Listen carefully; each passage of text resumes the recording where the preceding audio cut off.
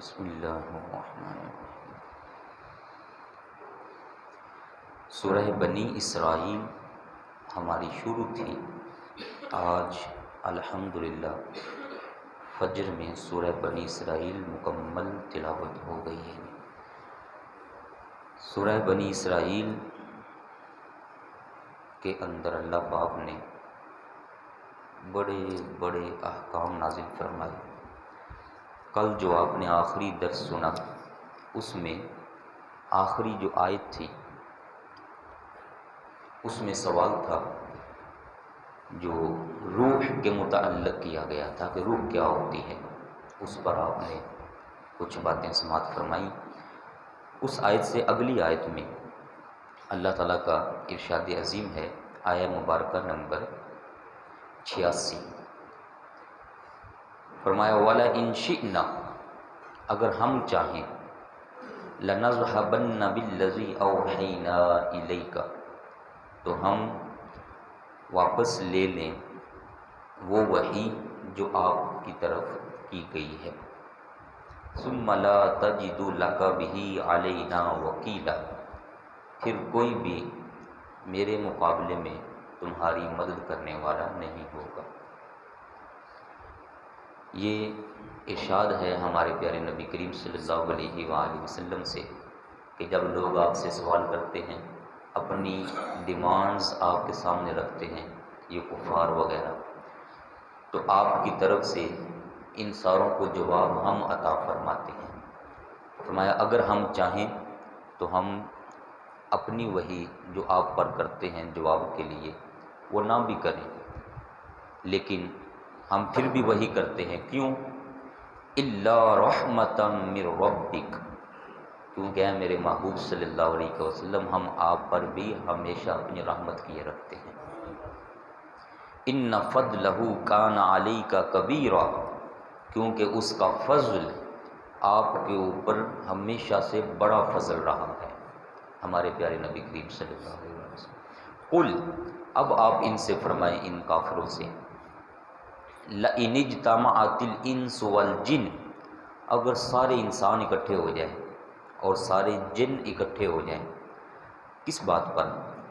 عَلَىٰ أَن يَأْتُوا بِمِثْلِ هَٰذَا الْقُرْآنِ، اس بات پر اکٹھے ہو جائیں کہ اس قرآن عظیم جیسا قرآن بنا کر لائیں گے وہ، لَا يَأْتُونَ بِمِثْلِهِ، تو اس جیسا ہرگز نہیں بنا پائیں گے۔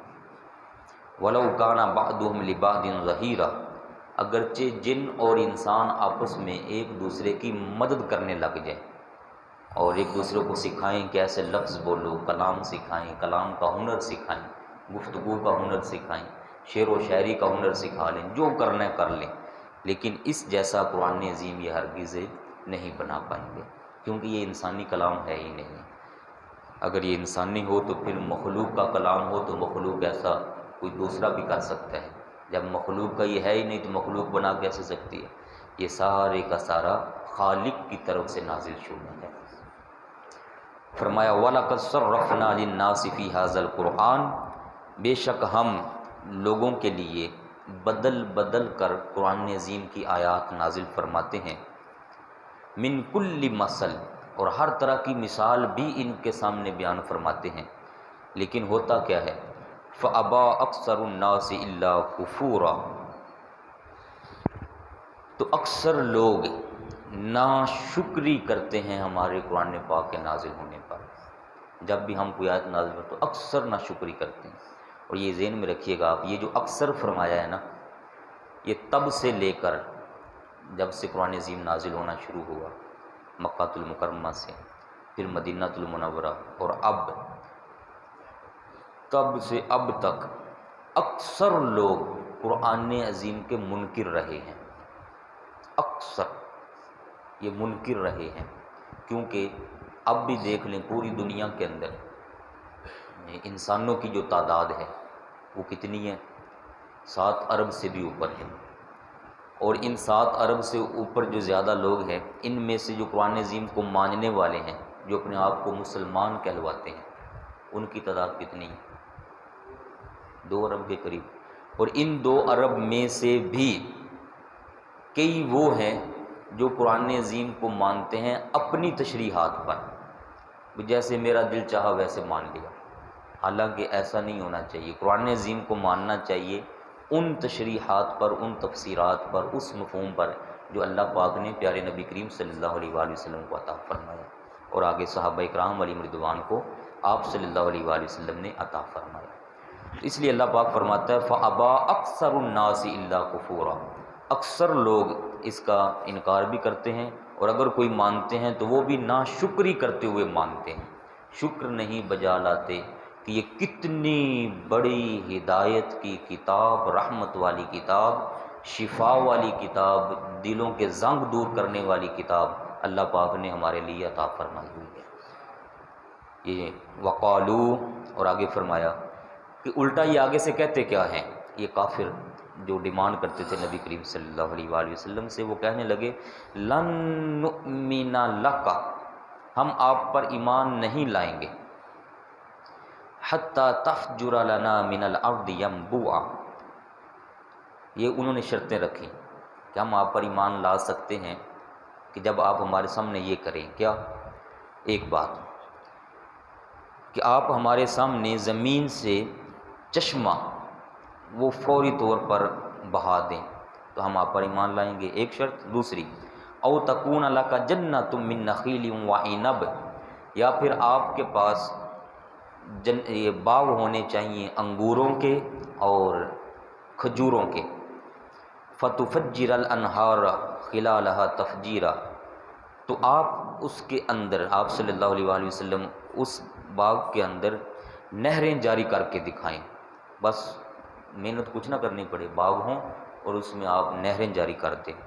او تسقط السماء، یا پھر یہ اگر آپ نہیں کرتے تو یہ آسمان ہمارے اوپر گرا دیں، یہ آسمان گرا دیں ہمارے اوپر، کما زعمت علینا کسفا، جیسے کہ آپ بار بار ہمیں وعید سناتے ہیں، ڈراتے ہیں کہ مان جاؤ ورنہ اللہ تعالیٰ کا سخت عذاب آ جائے گا۔ تو کہنے لگے کہ اگر یہ چشمے اور باغات آپ ہمارے لیے نہیں اگا سکتے تو پھر آسمان گرا دیں ہمارے اوپر کسفا، ٹکڑے ٹکڑے کر کے۔ اس کی تفسیر میں علماء نے لکھا کہ آسمان کا ایک ٹکڑا ایک بندے پر گرے، دوسرا ٹکڑا دوسرے بندے پر گرے، تیسرا ٹکڑا تیسرے بندے پر گرے۔ تو یہ وہ ڈیمانڈ کرنے لگے کہ جب ایسے ہو جائے گا تو پھر ہم مان لیں گے آپ کو، جب مر جاؤ گے تو پھر کہاں سے بانٹو گے؟ عقل پر پردے پڑے ہوئے ان کے۔ اس سے بھی اگلی بات کی، کہتے اگر آسمان نہیں گرتا ہمارے اوپر، او تأتی باللہ والملائکۃ قبیلا، استغفر اللہ، کہنے لگے کہ ہمارے سامنے اللہ پاک سارے فرشتوں کو لے کر آئے، جب اللہ تعالیٰ ہمارے سامنے آئے گا، فرشتے ہمارے سامنے آئیں گے، ہم اللہ پاک کو بھی دیکھ لیں گے، فرشتوں کو بھی دیکھ لیں گے، جب ایسا دیکھ لیں گے تب ہم ایمان لے آئیں گے۔ اس سے بھی اگلی بات انہوں نے کی، کہنے لگے کہ او یکون لک بیت من زخرف، یا پھر آپ کے لیے سونے کا گھر ہونا چاہیے، ہر طرف سونا ہی سونا لگا ہوا آ کے، او ترقی فی السماء، یا پھر آپ ہمارے سامنے اڑ کر جائیں ایسے آسمان کی طرف اور ہم دیکھیں کہ آپ آسمان کی طرف چڑھتے جا رہے ہیں۔ یہ ساری باتیں ان کافروں نے کی کہ جب آپ ایسا کر دیں تو پھر ہم ایمان لائیں گے ورنہ ہم ایمان نہیں لاتے۔ تو اللہ پاک نے فرمایا اے محبوب صلی اللہ علیہ وسلم آپ ان سے فرمائیں، قل، آپ ان سے فرمائیں سبحان ربی، میرا رب بڑا پاک ہے، هل کنت الا بشر الرسول، میں تمہارے پاس آیا ہوں انسان بن کر، انسانی شکل میں، اور اللہ تبارک و تعالیٰ نے مجھے رسول بنا کر بھیجا ہے، انسان بھی ہوں اور رسول اللہ بھی ہوں۔ اب اس کا مطلب کیا ہے؟ سبحان، پاک ہے۔ اس کی تفسیر میں مفسرین نے لکھا کہ تم جو کہتے ہو اللہ پاک ایسا نہ کر پائے، اللہ تعالیٰ ایسا نہ کر سکے، اللہ تعالیٰ اس سے پاک ہے۔ مطلب کیا ہے کہ اللہ تعالیٰ کر سکتا ہے جو تم کہہ رہے ہو، اس کی طاقت میں ہے، اس کی قدرت میں ہے، وہ چاہے تو آسمان بھی تمہارے اوپر گرا دے، اور اگر وہ چاہے تو زمین کے اندر بھی تمہیں دنسا دے، اگر وہ چاہے تو تمہاری آنکھوں کے سامنے مجھے بھی اوپر اٹھا لے، اور اگر وہ چاہے تو تمہارے دیکھتے دیکھتے وہ نہریں بھی جاری فرما دے، اگر وہ چاہے تو کھجوروں کے انگوروں کے باغ بھی اگا دے، لیکن تمہاری ڈیمانڈ پر ایسا نہیں ہوگا۔ یہ پیچھے آپ سن چکے ہوئے ہیں، اللہ پاک نے فرمایا تھا، پیچھے بھی آیت گزری ایسی کہ جب یہ اپنی من مانی دلیل مانگتے ہیں، معجزہ مانگتے ہیں، تو اگر ہم نے ایسا کر دیا، جیسے پیچھے انہوں نے کہا تھا یہ صفا پہاڑی جو ہے یہ سونے کی بن جائے اور ہم وہاں سے پھر موجیں حاصل کریں، فائدہ حاصل کریں، اللہ پاک نے فرمایا تھا کہ اے محبوب صلی اللہ علیہ وسلم، اگر آپ ہمیں یہ کہتے ہیں، عرض کرتے ہیں، ہم سے دعا کرتے ہیں کہ ہم یہ صفا پہاڑی سونے کی بنا دیں تو میں بنا دوں گا، لیکن اگر پھر بھی یہ ایمان نہ لائے تو اب میرا ضابطہ اور قانون جو چلتا آ رہا ہے وہ یہ ہے کہ جب کوئی بھی قوم مجھ سے اپنی پسند کی چیز طلب کرتی ہے اور اس کے باوجود ایمان نہیں لاتی تو پھر میں ایسی قوم کے اوپر عذاب نازل فرما دیتا ہوں۔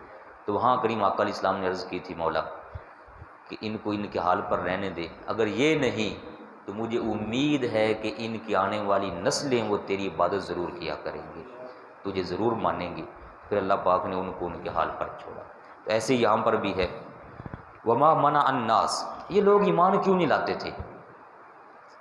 یہ ذرا غور کیجیے گا اس آیت پر، یہ بہت بڑی آیت ہے، اور آج کے کئی لوگ اپنے آپ کو مسلمان بھی کہتے ہیں، لیکن اس نظریے کی وجہ سے وہ ویسے مسلمان نہیں بن پا رہے جیسے اللہ پاک ان کو دیکھنا چاہتا ہے۔ وما منع الناس ان یؤمنوا، لوگوں کو ایمان لانے سے روکا کس چیز نے؟ اذ جاءہم الہدیٰ، جب کہ ہدایت ان کے پاس آ چکی تھی، قرآن عظیم آ چکا، کریم آقا صلی اللہ علیہ وآلہ وسلم خود تشریف لا چکے، اس کے باوجود لوگ نہیں ایمان لائے، تو ان کو روکا کس نے، منع کس نے کیا؟ الا ان قالوا، منع ان کو اس چیز نے کر دیا تو وہ یہ کہتے تھے بعث اللہ بشر رسولا، کیا ہمارے پاس رسول بن کر ایک بشر ہی آنا تھا؟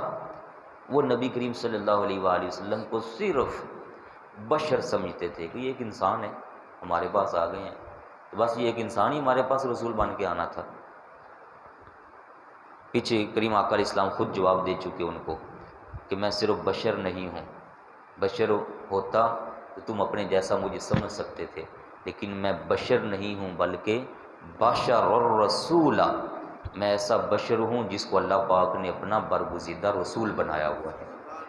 اور قرآن عظیم میں 3 4 5 آیات پر یہ موجود ہے کہ سارے انبیاء علیہ السلام بشر ہی ہوئے ہیں، انسانوں میں سے آئے ہیں، کوئی بھی نبی علیہ السلام فرشتہ نہیں آیا، کوئی بھی نبی علیہ السلام وہ جن میں سے نہیں ہوئے ہیں، کوئی دوسری مخلوق نہیں ہوئے، بشر ہوئے انسانوں میں سے، اور انسانوں میں سے بھی مرد ہوئے ہیں سارے کے سارے انبیاء علیہ السلام، کوئی عورت اللہ تعالیٰ نے نبی بنا کر نہیں بھیجی ہے، سارے مرد آئے، اور مردوں میں پھر رسول، اور رسولوں میں پھر عظمت و شان والے بڑے بڑے انبیاء علیہ السلام، اور پھر سارے رسولوں کے امام ہمارے پیارے نبی کریم صلی اللہ علیہ وآلہ وسلم۔ اللہ حضرت نے اسی پر فرمایا تھا، سب سے اعلیٰ و اولیٰ ہمارا نبی، سب سے بالا و اولیٰ ہمارا نبی۔ قرآن عظیم خود فرماتا ہے تِلْكَ الرُّسُلُ فَضَّلْنَا بَعْضَهُمْ عَلَىٰ بَعْضٍ، فرمایا انبیاء علیہ السلام ہیں، سارے ہمارے انبیاء علیہ السلام کی جماعت ہے، ان میں سے ہم نے ہر ایک کو بڑھا چڑھا کر فضیلتیں عطا فرمائی ہوئی ہیں۔ تو یہ جب کافروں کا یہ نظریہ ہے کہ وہ نبی صلی اللہ علیہ وآلہ وسلم ہیں یا آپ سے پہلے نبی جتنے بھی آئے، یہ کافر انبیاء علیہ السلام کو اپنے جیسا سمجھتے جیسے ہم ہیں، تو وہ پھر ایسے جب اپنے جیسا گمان کرتے تو پھر ایمان بھی نہیں لے کر آتے۔ اللہ پاک نے ارشاد عظیم فرمایا کہ یہ اسی وجہ سے ایمان نہیں لے کر آ رہے تھے کہ ہمارے محبوب صلی اللہ علیہ وآلہ وسلم کو اپنے جیسا سمجھتے، جبکہ جن کے اندر ایمان ہے، جن کے اندر ایمان ہے، وہ چاہے کتنی شانوں والے کیوں نہ ہو جائے، وہ کبھی بھی پیارے نبی کریم صلی اللہ علیہ وآلہ وسلم کو اپنے جیسا نہیں سمجھتے۔ میں نے پہلے بھی آپ کو ایک بات سنائی تھی کہ آج کے دور میں پچھلے ایک لڑکی نے جب پوچھا بابا جان سرکار سے کہ حضور علیہ السلام ہماری طرح ہی ہیں، وہ کوئی اسکول کا ٹیچر تھا جس نے غلط بات اس کے دماغ کے اندر ڈال دی، تو وہ اب بچی تھی، پڑھ رہی تھی، چونکہ طالبہ تھی، تو وہ پوچھنے لگی بابا جی سرکار سے فون کر کے کہ آپ نبی کریم صلی اللہ علیہ وآلہ وسلم ہمارے جیسے ہی ہیں، تو آپ فوری سمجھ گئے کہ اس کو کسی نے غلط گائیڈ کر دیا. تو آپ اس سے فرمانے لگے کہ بیٹی تیرے ابا جان کا نام کیا ہے؟ تو اس نے کہا کہ میرے ابا جان کا نام ہے یوسف. تو آپ نے فرمایا کہ ایسے کیوں بول رہی ہو، یہ کہو کہ میرے ابا جان کا نام ہے حضرت یوسف صلی اللہ علیہ وآلہ وسلم. تو وہ کہنے لگی کہ یہ میں کیسے کہہ لوں، وہ تو میرے ابا جان ہیں. تو آپ نے کیوں نہیں کہہ سکتی؟ کہتی ہوں میرے ابا جان ہیں، وہ نبی تھوڑے ہیں. تو آپ فرمانے لگے بیٹا پھر اسی پر ہی سمجھ جاؤ کہ نبی کریم صلی اللہ علیہ وآلہ وسلم کے نام اقدس کے ساتھ اگر درود پاک نہ پڑھا جائے تو بے ادبی ہو جاتی ہے.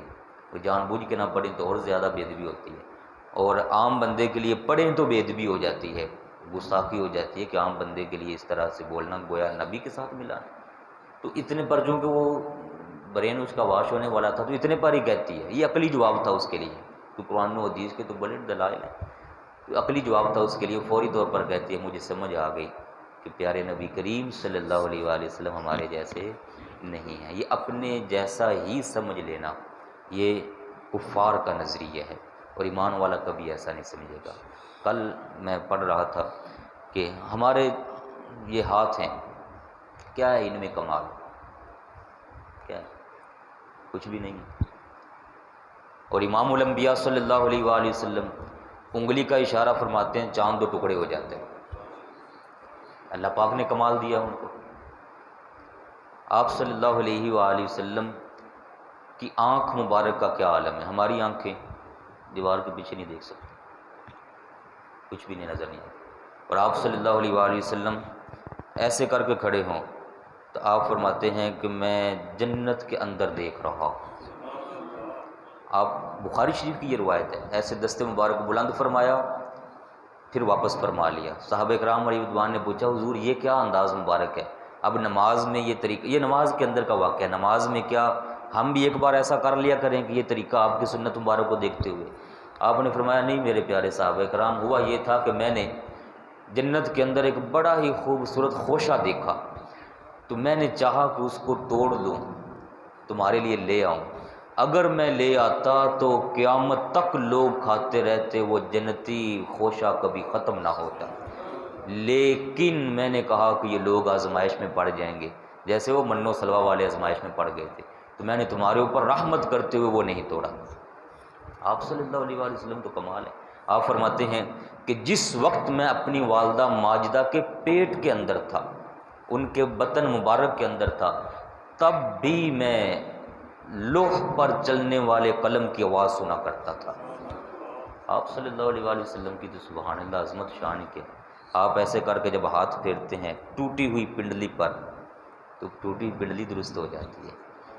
بیمار جسم پر ہاتھ پھیرتے ہیں تو وہ صحیح ہوتا ہے. اگر کسی بچے کے سر پر آپ دست رحمت رکھ دیتے ہیں تو بچہ بوڑھا ہو جاتا ہے لیکن اس کے وہ بال سفید نہیں ہوتے. جس کے بیمار جسم پر پھنسیاں پھوڑے نکلے ہوئے ہوں، آپ ایسے کر کے ہاتھ مبارک پھیر دیں تو سارے کا سارا جسم معطر ہو جاتا ہے. اپنا لعاب مبارک آپ کھارے کنویں کے اندر ڈال دیں تو وہ کھارا کنواں مٹھاس کے اندر تبدیل ہو جاتا ہے. آپ صلی اللہ علیہ وآلہ وسلم کی تو سبحان اللہ کیا عظمت و شان ہے.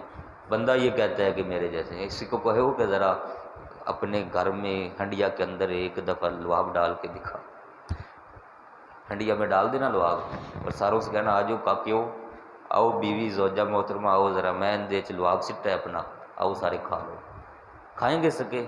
اور وہاں آپ صلی اللہ علیہ وآلہ وسلم کے لعاب مبارک کی برکت لینے کے لیے صحابہ کرام اپنے ہاتھوں کو آگے رکھ کر وہ پانی جو وضو مبارک پانی، بخاری شریف کی روایت ہے، وہ جو آپ صلی اللہ علیہ وآلہ وسلم کلی مبارک فرماتے ہیں، صحابہ کرام اپنے ہاتھوں پر لے کر ان کو اپنے جسموں پر ملتے ہیں، اپنے چہرے پر ملتے ہیں.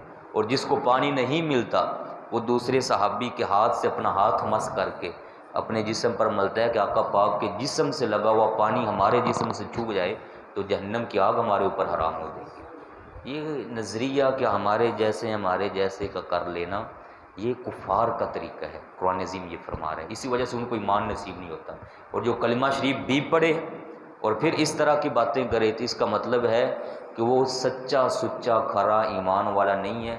اس کے اندر عبداللہ بن ابی بن سلول والی کیٹاگری کی منافقت پائی جا رہی ہے، جو ایمان کا کلمہ پڑھنے کے باوجود کریم آقا صلی اللہ علیہ وآلہ وسلم سے کہا کرتا تھا، یہ بھی مسلم شریف کی روایت بخاری کے اندر بھی موجود ہے، پھر کریم آقا صلی اللہ علیہ وآلہ وسلم سواری پر تشریف لے کے جا رہے ہیں، اس سواری دراز گوش، اس سواری نے جب چلنا ہے تو ظاہر ہے نیچے سے غبار اڑنی ہے، جب غبار اڑ رہی تھی تو اس کے پاس چادر تھی، عبداللہ بن ابی بن سلول یہ منافق رئیس المنافقین، اس نے وہ چادر اپنے منہ پر رکھ لی ایسے کر کے، اور آواز دے کر کہتا ہے کہ حضور یہ اپنا، حضور تو ہم کہہ رہے ہیں، اس نے بیدوی سے نام لیا، تو کہتا ہے یہ اپنی سواری پر ہی لے جائیں، یہ غبار جو ہے اس کی مجھے تنگ کر رہی ہے، اور جو اس کے اندر سے بدبو آ رہی ہے وہ مجھے تنگ کر رہی ہے۔ وہاں بیٹھے تھے حضرت سیدنا عبداللہ بن رواحہ رضی اللہ تعالیٰ عنہ، بڑے عظیم صحابی ہیں، جنگ موطا کے اندر شہید ہوئے تھے، ان کی شہادت کو آقا کریم صلی اللہ علیہ وسلم نے مدینہ پاک کے اندر بیٹھ کر بیان فرمایا تھا، جہاں حضرت جعفر طیار بھی شہید ہوئے تھے، زید رضی اللہ تعالیٰ بھی شہید ہوئے، تو یہ فرمانے لگے اس عبداللہ بن ابی بن سلول سے کہ اے عبداللہ بن ابی بن سلول، تو نے جو اپنے جسم پر خوشبو لگائی ہوئی ہے، یہ کہتے ہیں واللہ یہ تیری خوشبو گندی ہے، حضور علیہ الصلوۃ والسلام کے جو سواری مبارک ہے اس کی جو خوشبو ہے وہ اس سے ہزاروں درجے اعلیٰ ہے۔ حضور علیہ السلام کی خوشبو کا نام نہیں لیا، حضور علیہ الصلوۃ والسلام کی سواری کی خوشبو کا نام لیا، اور وہ دراز گوش تھا۔ یہ ایمان ہے، جس چیز کی نسبت آقا پاک صلی اللہ علیہ وسلم کے ساتھ ہو جاتی ہے وہ بھی پھر شان والی بن جایا کرتی ہے۔ تو ہمیں تو اس پر فخر کرنا چاہیے کہ ہمیں اللہ پاک نے بن مانگے امام الانبیاء صلی اللہ علیہ وآلہ وسلم کا امتی بنایا ہوا ہے، اور آج کا بندہ یہ کہنا شروع ہو جائے کہ حضور علیہ الصلوۃ والسلام معاذ اللہ ہمارے جیسے ہیں۔ تو قرآن عظیم یہ فرما رہا ہے کہ یہ لوگ جو کہتے ہیں کہ بشر الرسول، صرف بشر ہی ہیں اور یہ کیسے رسول بن کے آ سکتے ہیں ہماری طرف، تو یہ وہ لوگ ہیں جو اصل میں ایمان نہیں رکھتے۔ اللہ پاک نے فرمایا قل، آپ ان سے فرمائیں، لو کان فی الارض ملائکہ، اگر یہ زمین پر سارے رہنے والے ملائکہ ہی ہوتے، یمشون مطمئنین، بڑے اطمینان اور سکون سے یہ چل پھر رہے ہوتے، زمین میں زندگی گزار رہے ہوتے، لنزلنا علیہم من السماء ملکا رسولا، تو پھر جو زمین میں بسنے والے فرشتے ہوتے ملائکہ، ان کے اندر رسول بھی ہم کسی فرشتے ہی کو بنا کر بھیج دیتے۔ تو جب تم فرشتے نہیں ہو، تم انسان ہو، تو تمہیں سکھانے کے لیے، تمہیں صحیح راستہ بتانے کے لیے اب میں نے تم ہی میں سے ایک رسول پاک صلی اللہ علیہ وآلہ وسلم کو مبعوث فرمایا ہے۔ قل، آپ ان سے فرما دیجئے، کفا باللہ شہیدا، اللہ پاک کافی ہے گواہ، بینی و بینکم، میرے اور تمہارے درمیان، انہ کان بعبادہ خبیرا بصیرا، وہ اپنے ہر بندے کو دیکھ بھی رہا ہے اور اپنے ہر بندے کے عمل سے باخبر بھی ہے۔ ومن یہد اللہ فہو المہتد، جس کو وہ ہدایت دے دے تو وہ تو ہدایت والا ہی ہے۔ ومن یضلل، اور جس کو گمراہ چھوڑ دے، فلن تجد لہم اولیاء من دونہ، تو ساری دنیا مل جائے وہ اللہ پاک کے مقابلے میں آ کر اس بندے کی مدد نہیں کر سکتی۔ اللہ پاک فرماتا ہے وَنَحْشُرُهُمْ يَوْمَ الْقِيَامَةِ، ان کو جب ہم میدان حشر میں لے کر آئیں گے، یہ ان کی بات ہو رہی ہے، جب ان کو میدان حشر میں لائیں گے، عَلَى وُجُوهِهِمْ، تو یہ اپنے منہ کے بل چلتے ہوئے آئیں گے۔ منہ کے بل کیسے چلا جا سکتا ہے؟ پاؤں کے بل تو ہم چلتے ہیں نہیں، لیکن منہ کے بل کیسے چلیں گے؟ اللہ اکبر! اور صرف منہ کے بل ہی نہیں، فرمایا امیوں و بکما و سما، اندھے بھی ہوں گے، یہ گونگے بھی ہوں گے اور بہرے بھی ہوں گے، ان کو اس حالت میں ہم وہاں لائیں گے، اور اس کیفیت میں لا کر مأواہم جہنم، ان سب کا ٹھکانہ پھر جہنم ہوگا۔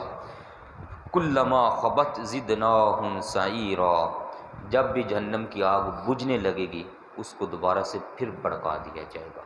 مفسرین نے اس پر لکھا، صحابہ کرام نے بھی یہ تشویش کا اظہار کیا کہ حضور سر کے بل کیسے چلا جا سکتا ہے؟